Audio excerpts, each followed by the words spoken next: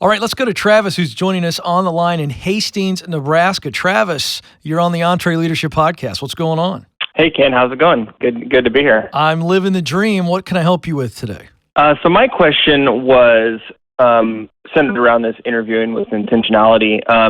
When doing like a Zoom interview or a remote interview with somebody, how do you gauge, or what's some tools you can use to gauge whether a person is going to be a culture fit for your business? Sure.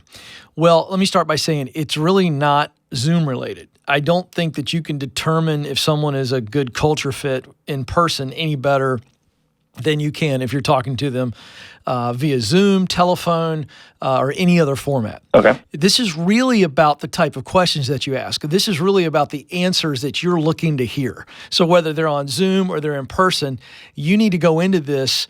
As I teach in the intentional interview, you need to go in and go, what are the answers I want to hear from somebody? So as it relates to asking questions about your culture, you know what your culture is, and you know how you want to protect it. So let's actually walk through this right now, because this will be really, really fun. Yeah. So we're going to help you determine the questions you would ask and then the answers that you want to hear. So when you are interviewing somebody, and you want to ask them about themselves, their behaviors, and determine whether or not that fits into your culture, which, by the way, is shared behaviors. So what are you wary of? What do you want to find out if somebody has got or somebody doesn't have? Yeah, kind of if they're going to be that team player that's willing to kind of step outside what they're initially hired to do, work in areas they're not very experienced in, but around that team player focus. Okay, great. So now we've determined that what's really important, at least one thing that's important to figure out if they're a culture fit, is are they naturally a team player? How do they view themselves in the context of a team? So we know that that's what we're looking to determine. And so now we go, what's the right answer? And the right answer for you is you want to hear somebody say that they love being a part of a team, right? You want to hear somebody say that they find themselves always looking to help others. So then what's the question or two that we've got to ask that will let us know if that is in fact something that they'll do? And you've got to ask it in a way that it's not an easy setup. So here's what you don't do, all right? So you don't say, let's just say the guy's Bob, because I think Bob's a funny name for us to practice with, shall we? So say, hey, Bob, Are you a team player? What do you think Bob's going to say, Travis? He's going to say yes. Oh, yeah, but how do we know if Bob's a team player? We don't. What we know is Bob's a really good actor, right? Yeah, right. So what we've got to do is we've got to ask a question that gets to the behavior and the values that you know will turn into teamwork. Does that make sense? Yeah, for sure. That's all right, good. So I can do this for you, but let's work on this together.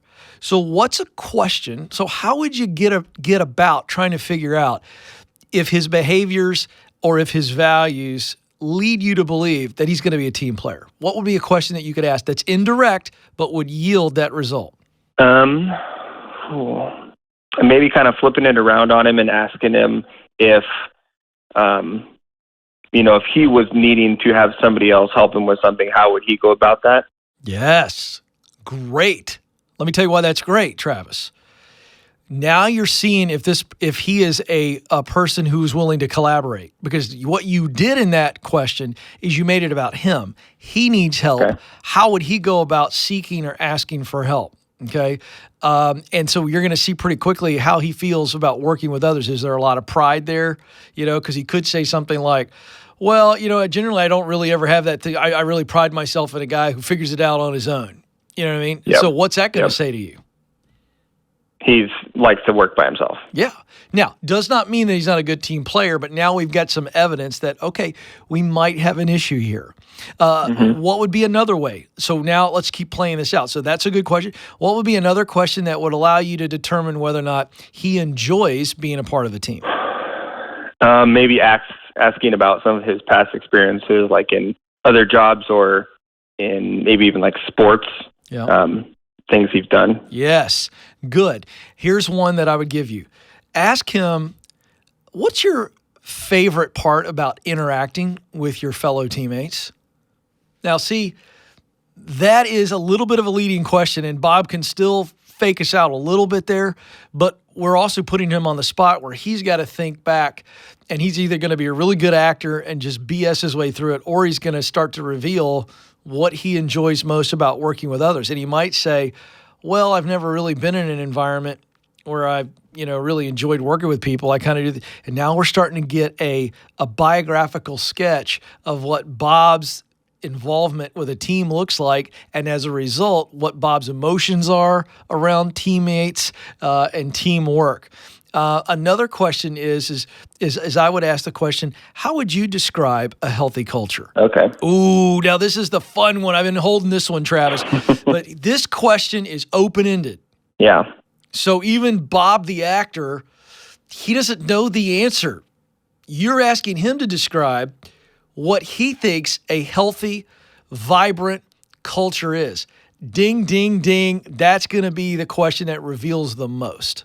Make sense? Okay. Yeah, that's great. So those are what we did there is we kind of role played and we walked through the thinking you need to have. I want you and everybody else that's listening to this program, you got to think through that as well and say, one thing we're not going to do, we're never going to ask yes or no questions. It doesn't reveal anything. Are you a great person? Yes. He could be an axe murderer for all we know. He's not going to say, no, I'm an axe murderer. So we've got to ask questions that are open-ended and see where they go, all right? And so that's really, really important. And then you've got to think all the different scenarios by which you can test them. So I think that will really help you and formulate your own questions. Okay, cool. Yeah. That's very helpful. All right. Travis, I appreciate you, man. Thank you for the call. Yes, thanks, Ken.